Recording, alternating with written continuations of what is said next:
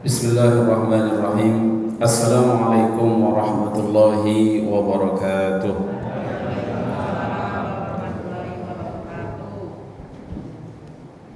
Alhamdulillahil mubdi'ul mu'id, al-fa'al lima yurid, alladhi khalaqal khalqa faminhum syaqiyyun wa sa'id, fahada qarrabahu li hadratihi wa hada ashqahu fahuwa ba'id.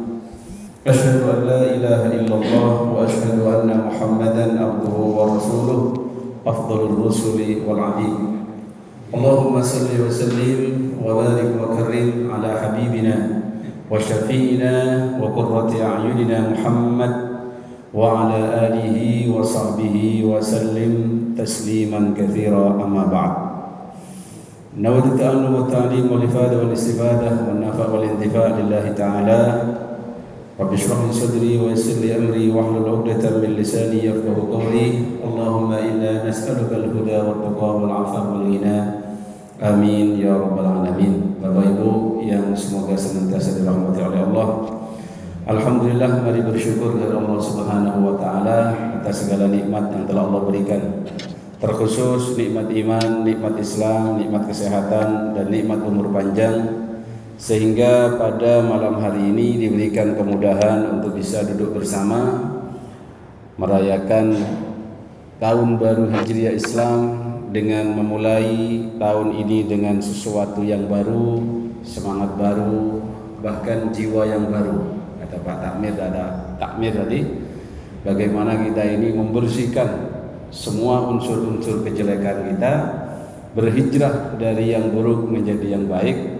Bahkan dalam urusan kesehatan tadi sudah berkolaborasi antara terapis dan juga dari pandangan Islam, dan malam hari ini kita kembali lebih dalam lagi dan mana keterkaitan antara sakit dengan sehat itu juga ada dari unsur yang lain. Pernah mendapatkan orang itu berobat kemana-mana, bahkan masuk rumah sakit, dan itu sudah opname di rumah sakit A 3 hari, bahkan mungkin bisa lebih, pindah lagi ke rumah sakit B. Kemudian setelah itu juga tidak ditemukan, katanya enggak kok, hasil kontrolnya itu normal, sehat, tidak ada masalah. Tetapi yang bersangkutan merasakan sakit, entah terasa ada yang menusuk di perutnya dan seterusnya. Bahkan itu kejadian yang dialami oleh putra dari teman dosen saya. Teman dosen, maksudnya saya sama dosen di kampus, dan itu sudah masuk rumah sakit 2 kali baru dia ingat, jangan-jangan ini ada gangguan gitu ya. Ternyata alhamdulillah, setelah kita bacakan Al-Quran, kemudian diarahkan berobat dengan madu dan seterusnya, hanya dalam waktu sekian hari yang asalnya sudah mau dioperasi untuk endoskopi itu, alhamdulillah anaknya sehat dan bisa mengikuti ujian nasional pada saat itu untuk kelulusannya di SD. Ikhwatul iman jemaah sekalian, mengenal lebih dalam tentang gangguan jin pada anak dan dewasa ini berkaitan juga dengan bagaimana kita mengimani keberadaan makhluk yang lain yang Allah ciptakan dan dikatakan dalam Al-Quran, wa ma khalaqtul jinna wal insa illa liya'budun. Tidaklah aku ciptakan jin dan manusia kecuali hanya untuk beribadah kepadaku. Siapakah mereka para jin itu? Kata-kata jim dan nun itu rata-rata sesuatu yang tidak nampak. Contohnya jannah, ya, kita belum melihat surga itu karena memang belum saatnya. Begitu juga jin ini akar katanya sama ya, dengan janin. Janin itu kan tidak terlihat ya, secara bahasa itu jim dan nun itu memang begitulah. Majnun itu apa? Gila, sedeng kata orang Jawa. Ya, orang itu kalau gila nggak terlihat kadang gilanya itu, cuman ya ada apa ya, ada seperti indikator gitu ya. Sering ketawa sendiri, sering marah-marah sendiri, ngomong sendiri, sendiri-sendiri loh. Makanya jangan terlalu lama sendiri. Yang kedua, Di antaranya adalah makna jin adalah sesuatu yang tak dapat dilihat. Maka kalau panjenengan mengaku bisa melihat jin, itu bermasalah. Jangan bangga. Gitu ya. Kalau yang ada di jin dan jun itu jangan dibahas di sini. Itu kadang membuat kita tersesat, menganggap berhubungan dengan jin itu biasa. Gitu. Minta tolong sama jin itu biasa. Apalagi yang digosok-gosok nanti satu permintaan, gitu kan? Dua permintaan. Itu bahaya Bapak Ibu.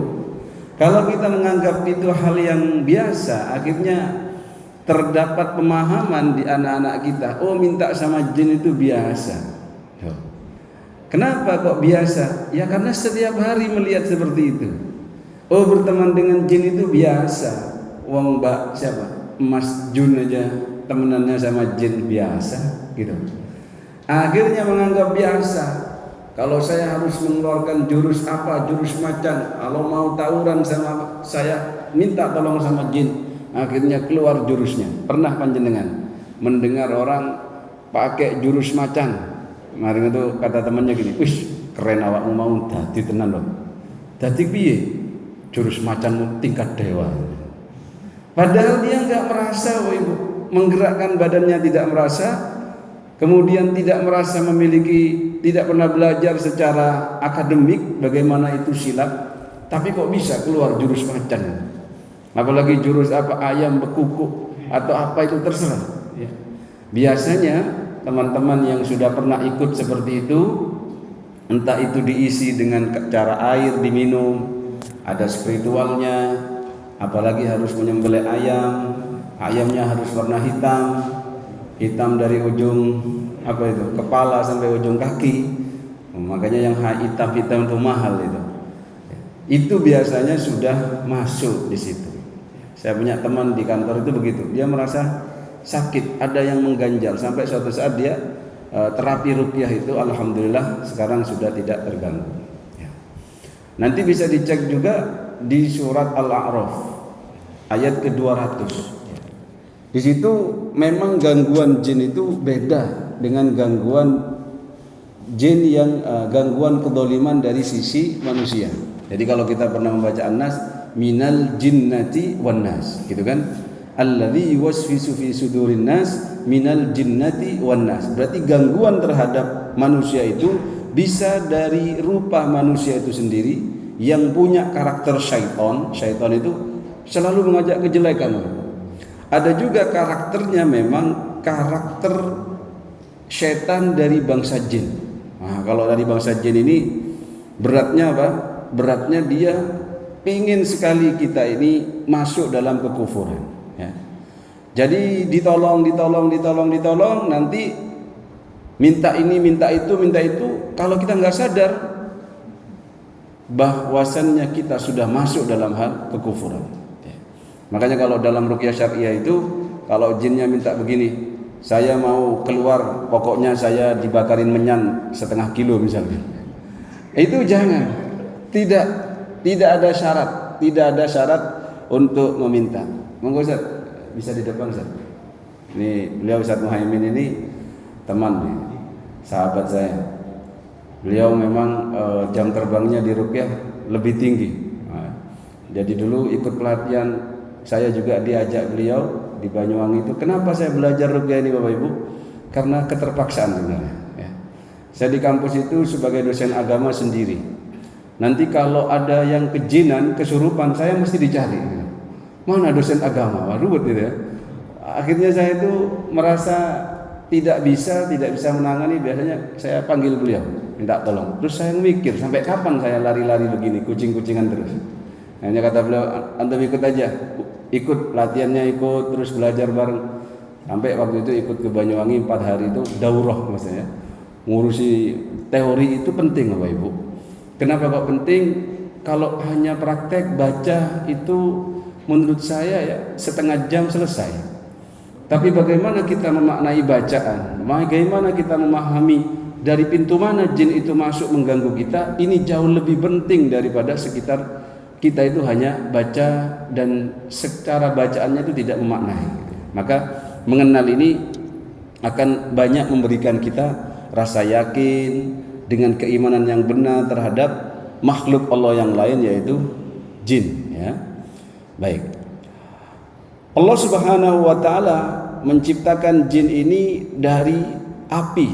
Ya, kalau kita lihat ketika iblis itu disuruh sujud kepada Adam sebagai penghormatan, dia mengatakan khalaqtani min narin wa khalaqtahu min tin. Ya Allah, kenapa saya harus bersujud kepada Adam sedangkan dia diciptakan dari tanah, aku engkau ciptakan dari api. Tetapi ini masalah bukan masalah komposisi, ini masalahnya disposisi. Dalam bahasa kantoran begitu, kamu wahai iblis disuruh sujud sebagai perintah dari Allah, tidak boleh bangkel, tidak boleh bangkang, ya begitulah perintahnya. Wal jan khalaqnahu min qablu min naris samum, bahwasannya kami telah menciptakan jin itu, ya, sebelum Adam dari api yang sangat panas. Jadi senior itu, Pak, dari ciptaan itu senior itu, ya. Jadi yang namanya iblis itu, kalau kita baca sejarahnya beliau sebelum diusir dari surga, itu sudah menghuni surga sekian ribu tahun. Luar biasa kan? Tetapi karena kesombongan, karena dia menolak perintah Allah untuk sujud kepada Adam sebagai penghormatan, maka dia diusir oleh Allah Subhanahu wa taala. Yang di surga saja diusir, Pak. Apalagi yang di Surabaya sombong, Sidoarjo sombong, wah, apalagi yang di dunia ini. Wallah, gak jelas nanti yang mau masuk surga. Wa khalaqal jan mim marijim min nar, dan dia menciptakan jin dari nyala api, ya. Intinya jin itu dari api, makanya panas. Bahasanya tuh ini kejinan nih, kepanasan, ya. Akhirnya kalau orang ini sering kesurupan kejinan itu bawaannya ingin marah begitu. Maka kalau marah dalam Tibbun Nabawi itu apa? Didinginkan dengan berwudu, dengan sholat, dengan bacaan Al-Quran, dan seterusnya. Ikhwatal iman jemaah sekalian, para jin ini melihat manusia sedangkan manusia tidak dapat melihatnya. Ini perlu diimani, dan itu ketentuannya dari Allah Subhanahu wa taala. Jangan kita justru bangga, saya itu isok ketok kabeh, dek kono ku pocongan, dek kono ku genderuwo. Itu gak usah bangga. Saya selama ngeruqyah bertahun-tahunnya saya nggak pernah ngelihat jin, Bapak Ibu. Ya. Kalaupun yang diruqyah itu nggak tahu, bilang begini, ya kita nggak tahu. Yang penting memang kaidah syar'inya begitu. Hakikatnya manusia tidak bisa melihat dia, dia bisa melihat manusia. Maka dari itu kenapa kita terus selalu diminta oleh Allah untuk mengikuti anjuran Nabi Shallallahu Alaihi Wasallam, senantiasa berta'awud, meminta perlindungan kepada Allah dimanapun kita berada. Bahkan dalam rotib kita membaca ta'awud itu. Kemudian kita mau masuk tempat-tempat yang disukai oleh mereka, kita pun membaca doa itu. Allahumma inni a'udzubika minal khubzi wal khaba'ith. Dikatakan di situ bahwasannya di sini innahu yarakum huwa wa qabiluhu min haitsu la tarawnahu. Jadi setelah diingatkan, ya Bani Adam, wahai anak Adam, janganlah sekali-kali kamu dapat ditipu oleh setan, sebagaimana ia telah mengeluarkan kedua ibu bapakmu dari surga, dan ia itu menanggalkan dari keduanya pakaiannya untuk memperlihatkan kepada keduanya auratnya. Dan yang perlu digarisbawahi di sini adalah bahwasannya mereka para jin itu bisa melihatmu sedangkan engkau tidak bisa melihatnya. Jadi keimanan yang kita bangun di sini, jangan bangga bisa melihat hal-hal serupa seperti itu. Berarti orang yang bisa melihat seperti itu bukanlah suatu keunggulan, tetapi kekurangan. Mungkin karena dia ini punya alaqah atau punya keterkaitan. Kayak tadi itu, keterkaitan untuk dibantu. Karena bantuan itu Bapak Ibu tidak ada yang gratis, termasuk dari jin. Jadi kalau ada orang bahasa-bahasa tumbal itu, sisi tumbal itu bisa kesehatannya yang tergerogoti. Yang paling mahal tumbal itu adalah imannya, ketika dia sudah menggantungkan tidak kepada Allah tetapi berharap kepada selain Allah Subhanahu wa taala. Kemudian ada macam-macamnya. Jin itu ada setidaknya 3 dan itu disampaikan oleh Rasulullah sallallahu alaihi wasallam, al-jin thalathatu asnaf. Ada 3 ya. Sinfun lahum ajnihah. Jadi satu kelompok itu memiliki sayap. Mereka ini yatiruna fil hawa. Yatiruna fil hawa. Dia terbang di mana? Di udara. Jadi kalau ada orang di ruqyah masal kemudian dia begini-begini itu muter-muter terus seperti burung, wah ini kena kesurupan jin yang jenis pertama ini. Itu ya. Coba dilihat di YouTube itu kan ada yang begitu itu, modelnya itu kayak terbang gitu. Ya itu kena jin yang model pertama itu. Yang kedua, wasinfun hayyat wakila, berbentuk ular dan anjing. Makanya kalau ada anjing hitam yang sepertinya menakutkan Anda, atau ada ular yang tidak biasa, ada ular di situ. Kalau panjenengan ke sawah ada ular sawah kan biasa, Pak. Nah, zaman di kamar itu ada ular di pojokan rumah itu jangan langsung dibunuh. Gitu. Adabnya begitu. Takut itu jelmaan, gitu kan. Jadi baca doa, dibacakan begitu, berlindung kepada Allah. Itu jin itu, apalagi selalu datang dalam mimpinya, bertawud kepada Allah. Wasinfun, ada juga yang ketiga adalah yang bentuknya ini, kelompok lain ini adalah selalu melakukan pertualangan ini. Nanti panjenengan bisa lebih detail nanti bagaimana di masyarakat, beliau dijelaskan oleh beliau. Baik, tempat tinggal jin itu di mana? Agar kita itu tahu kalau kita itu di situ, ya. Kalau tadi sudah bentuk-bentuknya, ada yang punya sayap, ada yang seperti anjing, ada yang menyerupakan seperti ular, yang mereka ini suka berkeliaran, berpetualangan, dan biasanya kenapa kok ada perintah dalam syariat menjelang matahari terbenam kok disuruh tutup semuanya, Bapak Ibu? Nggih, adabnya nggih. Pintunya, jendelanya itu dibiasakan ditutup. Bukan hanya masalah nyamuk yang akan masuk, bukan. Tapi seperti itu, di waktu-waktu seperti itu, jin itu bergentayangan atau dia paling senang jalan-jalan itu, ya. Sehingga dikhawatirkan nanti mengganggu kepada kita, ditutup semuanya. Itu syariat itu memberikan kita pemahaman dan memberikan kita penjagaan terhadap diri dan keluarga kita. Ikhwatul iman jemaah sekalian, tempat-tempat yang paling disukai oleh mereka adalah tempat-tempat yang kotor. Contohnya seperti kamar mandi, kandangnya hewan, tempat sampah, dan juga misalkan peceren ya. Kenapa orang tua dulu itu bilang jangan nyiram air panas di peceren? Gitu Pak ya. Itu kalau dari sisi syariatnya dikhawatirkan ketika menyiram air panas itu mengenai mereka para jin juga makhluk Allah yang suka di situ, akhirnya dia mendendam lalu sakit hati panjenengan diserang. Itu. Ya. Lalu kenapa kok ketika di dalam kamar mandi tempatnya buang air besar tidak boleh kita ini berbicara ya. Suruh pakai sandal, tutup kepalanya, kemudian juga jangan nyanyi satu album, bicara saja nggak boleh, Pak.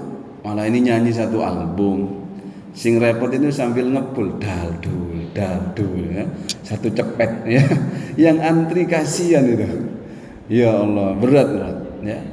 Jangan sampai salah kaprah juga, Pak. Saya punya murid di Jakarta itu kursus bahasa Arab.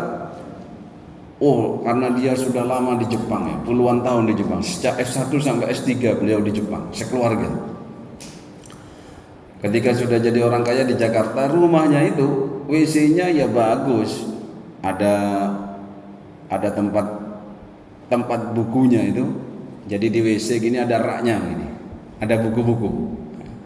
Ini pengaruh budaya bacanya kuat, tapi tempatnya salah gitu. Nah, ini saya ingatkan, Bu, betul Pak, betul memang budaya baca itu bagus. Bahkan di Islam itu di Iqra, ya, turun pertama ayat itu baca. Tapi kalau di tempat di WC itu janganlah. Jangan, ditahan dulu. Kita tidak boleh berlama-lama di situ karena di situ tempat yang paling disukai oleh jin. Mungkin kalau kita memaknai doa tadi, Allahumma inni a'udzubika minal khubthi wal khaba'ith, dimaknai kotoran di situ. Sedangkan kalau panjenengan masuk ke kamar mandinya hotel bintang 4 saja, bahkan WC-nya ada karpetnya, kan bingung ya, Pak? Ya, kalau latihan ini kok ono karpet di WC ini, apa iki? Ini walaupun tidur di situ tuh nyenyak, ada di bed up-nya bersih sekali. Mau dimanai apa itu hadis Bapak Ibu? Ada makna yang lain, bahwasanya al-khubthu wal khaba'ith itu adalah jin yang berjenis kelamin laki-laki dan juga berjenis kelamin perempuan. Kalau panjenengan enggak baca doa, auratnya terlihat, bisa diganggu dan seterusnya. Apalagi di situ nyanyi-nyanyi, ya, satu album khatam di situ. Ini hati-hati. Jadi doa itu penting, berlindung kepada Allah di tempat-tempat yang biasa disukai oleh jin. Yang kedua, pasar. Pasar itu jangan hanya diartikan pasar di mana, Pak Ibu? Di mana itu yang subuh-subuh jam 3, jam 2, panjenengan tidur, di pasar kami itu. Kalau saya mau ngisi kajian ke daerah Manuan itu berangkat dari Madura jam 2 atau berangkat setengah 3 kalau dari Surabaya. Jam 3 lebih itu yang namanya di mana itu? Simo. Itu rame itu orang. Ya. Pasar, hati-hati. Dan jangan diartikan pasar itu hanya yang di pasar yang jorok-jorok tempatnya itu. Mall itu juga pasar, Ibu. Ya. Justru jinnya itu dahsyat di situ. Panjenengan bisa tolak-tolak, astagfirullah. Lihat ke kiri, astagfirullah, kok buka aurat lagi. Ke atas juga astagfirullah. Ya. Terus mau ke bawah gini ketabrak panjenengan. Terus gimana enaknya? Ya jangan ke sana. Sebisa mungkin diminimalisir ya. Alhamdulillah ada Covid ini banyak tutup mall itu ya. Akhirnya kita yang mau ke sana takut. Karena di situ juga banyak setannya. Ikhwatal iman jemaah sekalian, bahkan Rasul sallallahu alaihi wasallam memberikan anjuran kepada kita. Silakan Anda ke pasar. Nabi pun ke pasar, tapi ada adabnya. Bahkan orang-orang yang alim itu, orang-orang yang cerdas itu, ketika ke pasar itu dia tidak serta-merta membuka telinganya, ada yang ditutup telinganya itu. Kenapa kok begitu? Khawatir dia itu mendengar perkara-perkara yang enggak manfaat, mendengar perkara-perkara yang membuat dia itu tersesat, gitu ya. Apalagi misu-misu, bohong, sumpah tidak yang benar, itu semuanya itu bisikan setan itu. Maka Nabi sallallahu alaihi wasallam memberikan kita anjuran, la takunanna in istata'ta awwala ma yadkhulus suq ayadkhulas suq. Jangan kalian menjadi orang yang pertama kali masuk pasar, wala akhir may yakhruju minha, dan juga keluar terakhir dari situ. Jadi misalkan mall buka jam 8, dia sudah masuk jam 8, tutup jam 10, dia keluar jam 10 ya. Fa innaha ma'rakah asy-syaitan wa biha yunsib rayatah. Karena di situ itu adalah tempatnya, medan peperangan setan, dan di dalamnya ia menancapkan benderanya ya, begitu. Baik, kemudian di rumah-rumah manusia. Rumah manusia itu bisa Bapak Ibu ditempati, khususnya rumah yang tidak ditempati. Okay? Jadi di akhir zaman itu dalam hadis disebutkan nanti ada orang-orang itu yang membuat bangunan rumah-rumah itu untuk ditempati setan. Maksudnya seperti apa itu? Panjenengan punya rumah tapi tidak dipakai, gitu loh. Maka kalau panjenengan punya rumah 5, usahakan produktif, gitu loh. Biar kaya, biar bisa banyak berinfak. Rumah 5 itu kalau bisa dikontrakkan, jangan dibiarkan begitu saja. Kalau tidak bisa dikontrakkan karena sudah kebanyakan duit, karena bingung mama naruh di mana nih duit ini, di kulkas saja sudah banyak, di freezernya ditata emas-emasnya itu. Ya sudah, disuruh pakai ke majelis taklim untuk dipakai, disuruh pakai untuk dakwah, misalkan ada apa itu semaan Quran di situ disuruh pakai. Jangan sampai dibiarkan kosong, karena ketika rumah itu kosong begitu akan ditempati oleh mereka. Bahkan panjenengan kalau mungkin mudik, rumahnya ditinggal seminggu, kenapa kok juga ada anjurkan kalau sudah mau datang salam, assalamualaikum. Kalau ada yang jawab, wah bahaya ini, waalaikumsalam, maling di situ. Kalau nggak ada yang jawab nggak apa-apa, tetap salam, assalamualaikum warahmatullahi wabarakatuh. kemudian dibersihkan, bahkan tempat tidurnya itu dikipas ya. Kenapa itu? Kalau dari sisi medisnya, penelitiannya, ada bakteri yang tidak bisa mati kecuali dikipas itu, ya, begitu. Kalau bahasa hadisnya itu ketika ditinggal, jin-jin itu main di situ, nelek di situ, Bapak Ibu. Jadi ketika kita biarkan begitu, nanti ada bakteri yang membuat kita sakit. Nah, sakit itu yang siapa? Tadi kan sudah dibahas dari sisi terapisnya, jiwa itu menempati porsi yang sangat besar. Makanya orang itu kalau orang gila bisa jalan-jalan ke keliling Surabaya nggak capek, padahal dia gila. Berarti secara fisik dia kuat, tapi karena jiwanya nggak jelas, gitu ya, dikuasai oleh mereka. Baik. Ikhwatul iman jemaah sekalian, dan juga ada larangan la taj'alu buyutakum maqabir. Jangan kalian jadikan rumah-rumahmu itu sebagai kuburan. Kuburan itu gelap, tidak ada cahayanya. Makanya ada dalam yang lain, ya. Di sini dikatakan inna syaitan yanfiru minal bait alladzi tuqra'u fihi suratul Baqarah.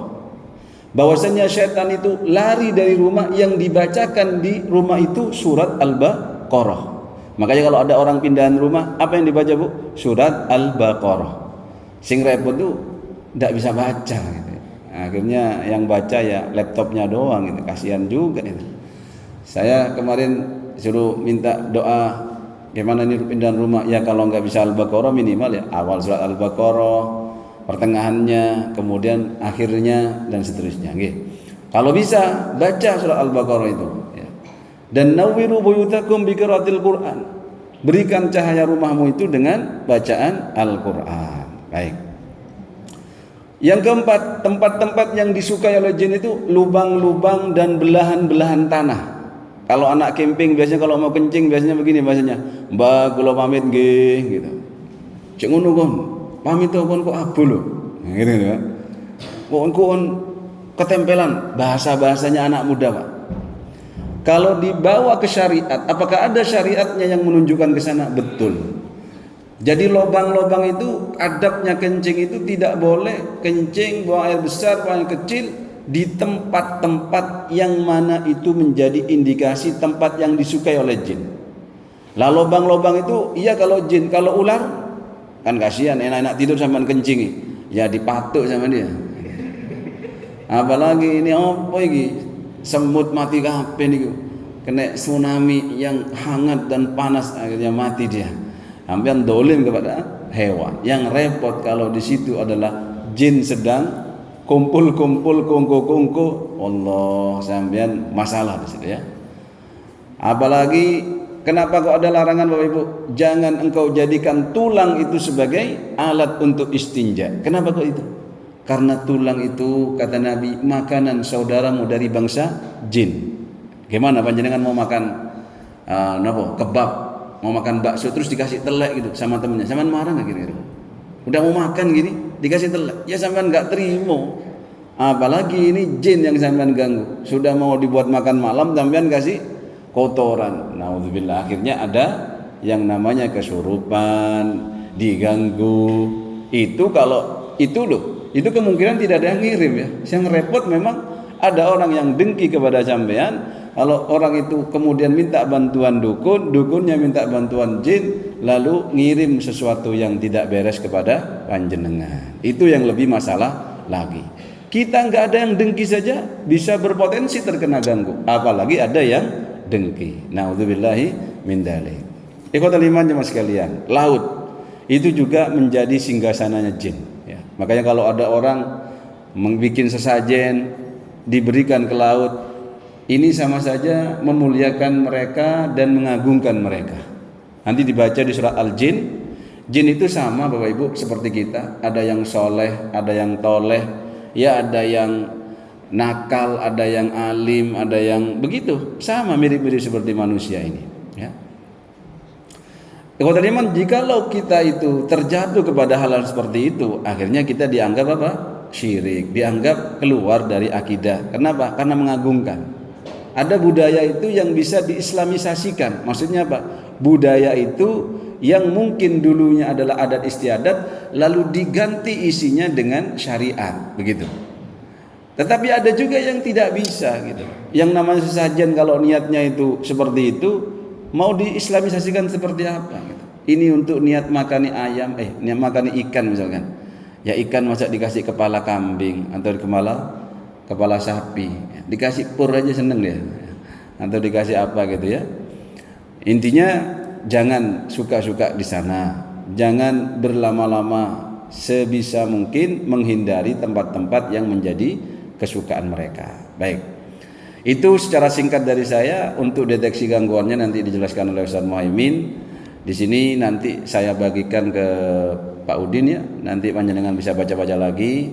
Intinya di sini secara singkat, orang terkena gangguan jin itu ciri-cirinya: satu, emosinya tinggi, suka marah. Kenapa Nabi mengatakan la taghdab falakal jannah, jangan marah, surga untukmu. Makanya suka marah itu kesetanan anjene wong kira gitu. Kalap itu kesetanan karena sudah dikuasai oleh setan. Kalau panjenengan marah, dalam Tibun Nabawi gimana? Posisinya ditata. Kalau marahnya berdiri, duduk. Kalau ngomelnya pas duduk, tiduran. Sampean lebih sulit tuh ngomel sambil tiduran tuh. Ancene bapak murang-muring sampai tiduran. Angel ge. Angel niku ya. Itu memang tipunya seperti itu ya. Kalau masih pingin marah, wudhu. Masih pingin marah, sholat. Masa sambil sholat ngomel, ya batal sholatnya, ya kan? Kemudian sering was-was, takbir aja sampai 100 kali atau 50 kali. Tuh Ustaz Muhaimin pernah itu menterapi orang yang takbirnya sampai puluhan kali kalau sholat. Allahu Akbar, Allah gitu. Wudhu itu bisa cepat habis setengah liter hanya untuk muka. Itu ciri-ciri gangguan. Kemudian khusyuknya sulit, khusyuknya itu nggak pernah khusyuk, kunyuk yang ada gitu ya. Ini diantaranya ya. Suka minder. Jadi kalau terlalu suka minderan. Kalau bahasa sekarang itu ada namanya fatigu itu loh. Atau suka resah. Pokoknya hal yang berlebihan itu Pak, itu indikasi gangguan. Ya, senang tapi terus berlebihan, itu bahaya nanti. Sedih, berlebihan sedihnya. Ya. Putus asa, berlebihan putus asanya. Jadi begitu, harus sedang-sedang saja. Cemburu benar, bagus cemburu itu. Misalkan istrinya nggak tutup hijab, harus cemburu itu. Sama orang lain cemburu. Yang repot itu ya, sama mahramnya sendiri cemburu, sama anaknya sendiri cemburu. Itu repot tuh. Ada gangguan itu. Kalau nggak melanggar syariat, sudah pada tataran ada bisikan-bisikan atau gangguan dari setan. Baik, itu nanti langsung saja sama beliau untuk dijelasin bagaimana indikasi-indikasinya. Nanti dibaca sendiri, ya. Jadi sering mendengar bisikan, jangan merasa saya dapat wahyu loh, gitu. Yang repot loh, dapat bisikan itu dalam surat Al-A'raf ayat 200 disebutkan. Wa imma yanzaghannaka minasyaitani nazghum fasta'id billah innahu sami'un alim. Bisa jadi memang bisikan itu dari setan ya. Walaupun bisikan itu berupa yang benar gitu. Gini misalkan ya, sampean dibisikin. Salat sampean iku salat tahajud itu sunnah. Ya, kan bagus itu. Cocok sama Al-Qur'an. Wa minal laili fatahajjad bihi nafilatan laka asa an yab'atsaka rabbuka maqaman mahmuda. Cocok. Tapi tidak usah didengarkan itu. Terus diterapi bagaimana bisikan-bisikan itu hilang. Apalagi bisikan-bisikan yang sifatnya menyesatkan. Yang baik pun harus dihilangkan. Takut Bapak Ibu, hatinya itu terganggu. Sampean begini, sampean kok sekarang rajin sholat tahajud? Iya, aku pas nang ngono iku dapat bisikan, sholat dong, tahajud dong, gitu. Akhirnya niat keikhlasan kita itu bukan karena Allah, nanti tertipu karena bisikan itu Pak ya. Itu bahayanya. Itu luar biasa, jin itu bisa menyesatkan manusia itu. Apalagi bisikan, iku rapian, bahaya itu ya. Padahal si bojone wong ngomong rapi, bahaya. Bisikan yang parah Bapak Ibu, kalau bisikan itu melanggar kepada syariat, pasti itu bisikan setan. Makanya kalau di dalam surat ayat Al-A'raf ayat 100 itu silakan berta'awud kalau ada bisikan-bisikan itu. Dan bisikan itu bisa jadi dibisikin ketika kita melanggar syariatnya Allah. Contoh. Kalau kita pentingnya ilmu di sini, misalkan ya, sudah kita ini untuk menjaga kebersamaan. Anak-anakku semuanya tidur satu ruangan. Yang laki perempuan tidak ada masalah. Pada dalam hadisnya apa? Kalau sudah umur 10 tahun, silahkan disuruh sholat, dipukul bahkan dengan penuh kecintaan, dan pisahkan dalam tempat tidurnya. Usia 10 tahun kira-kira kelas berapa SD, Bu? Kelas 4 ya? Kelas 4 lah. Kelas 5, kelas 6 kan sudah umur 12 lah ya. Itu dipisah, Bapak Ibu. Kalau kita baca di koran-koran itu, ada seorang bapak melecehkan anaknya sendiri dalam urusan seksualnya, bisa jadi karena syariatnya dilanggar. Pernah saya baca reel dan baca itu ada bapak menyetubuhi anaknya sampai hamil, bahkan sampai berzina. Kenapa? Ketika dia mengatakan saya menyesal, iya menyesal. Kenapa? Harus memang menyesal. Karena pada saat itu katanya dia tidur bersama saya satu ruangan, kemudian tersingkap auratnya, kok saya syahwat lalu hilang, kena bisikan setan, digarap Bapak Ibu, naudzubillahi min dzalik. Jadi itu syariat itu. Kenapa kok dikatakan dalam syariat kalau berdua-duaan orang yang tidak mahram, orang yang haram, berdua-duaan di tempat yang sunyi, maka ketiganya adalah setan. Bahkan dalam satu hadis yang lain, si iblis itu berkata, pasti dia kalah. Entah dicemuk tangannya, entah dia diapain, yang penting pasti kalah. Kalau sudah berkhalwat dua orang laki perempuan bukan ya mahram, maka itu hati-hati. Jangan sampai bisikan itu menyesatkan, ya. Entah itu atas nama kebersamaan, atas nama apa kayak misalkan itu sakno yo sepupumu, adikmu, tolong digonceng yo bendino. Nah, itu sudah melanggar syariat karena sepupu bukan mahram. Hati-hati ini, Bu. Baik. Di situ sering mencium bau-bauan yang wangi, ya, yang ya bau kembang atau apa gitu ya. Padahal dia nggak pakai minyak wangi gitu ya. Kalau memang suaminya jualan minyak wangi ya jangan kejinan namanya gitu. Jangan ya. Itu ada indikasi. Bahkan dalam urusan vertigo dan lain-lain sering tertawa sendiri gitu ya. Ya, padahal nggak ada hal yang perlu ditertawain gitu. Ya, ketawa sendiri gitu ya. Kemudian suka ketindian itu juga salah satu indikasi itu. Ketindian itu ya. Makanya kok ada yang nindih ternyata bojone dhewe nggak apa-apa kalau itu. Ini nggak ada siapa-siapa kok merasa tertindih gitu. Sesek. Ya, itu hati-hati. Sering ngigau ya. Sering menangis sendiri, ngomel sendiri, Bu, hati-hati. Nanti sampean diruqyah sama suaminya. Ngomel terus sih tak ruqyah katanya. Ya. Terus sering bertemu dengan orang laki-laki, perempuan, di antaranya mimpi basah. Mimpi basah sekali dua kali wajar, Ibu. Tapi kalau tiap malam ini perlu diterapi, ya. Takut ada makhluk yang jin itu yang suka sama dia sampai dia gak nikah-nikah, dilamar orang selalu gagal. Itu gitu. Pernah panjenengan dapat orang cantik gitu. Tapi kalau selalu lamaran itu selalu gagal itu. Itu indikasi juga, ya. Padahal ini ganteng tapi gak laku-laku ya. Sampai umur 50 nih. Sampai gantengnya itu sampai ya bergeser kepada yang lain gitu ya. Itu hati-hati. Baik, ini banyak sekali, nanti bisa dibaca sendiri. Bahkan gangguan impotensi itu bisa seperti itu ya. Pikiran kotor. Nah, kenapa kok ada gangguan pikiran kotor, Bu? Dari mana? Ya dari melihat sesuatu yang haram gitu ya. Itu berat Bapak Ibu. Apalagi di Indonesia kan agak bebas ya. Sampai tadi nih yang saya katakan umur 39 itu ada jomblo menaun ya. Sulit sekali menikah. Padahal kata orang, ayo kok gak laku-laku ya. Iki sing eleke cepet laku nih. Nah, ini luar biasa ya. Kemudian juga ini nanti dibaca sendiri dan penjagaannya juga nanti langsung diterangkan oleh beliau Ustaz Muhaimin. Yang cukup ini yang bisa saya sampaikan, semoga bermanfaat ya. Dan nantinya kita membersihkan diri kita sendiri, setiap bacaan kita niatkan ya Allah untuk menjadikan Al-Qur'an sebagai syifa ya, sebagai syifa.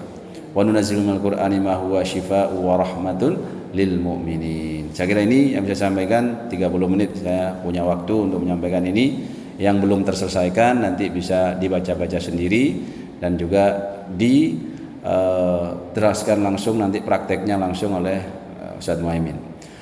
Mohon maaf atas segala kekurangan, semoga bermanfaat. Subhanakallahumma wa bihamdika asyhadu an la ilaha illa anta nastaghfiruka wa natubu ilaik. Wassalamualaikum warahmatullahi wabarakatuh.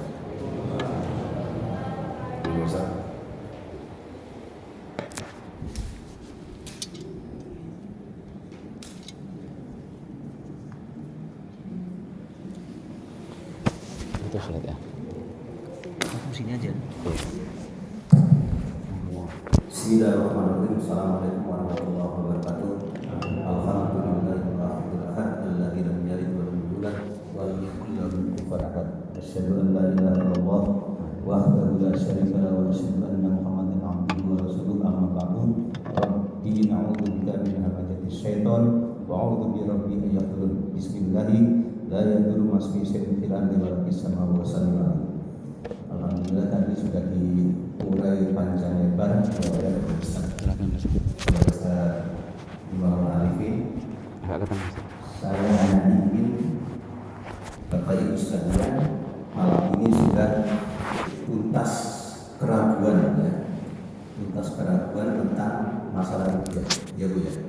Jadi ini kira-kira sampai jam berapa? Saya lihat ini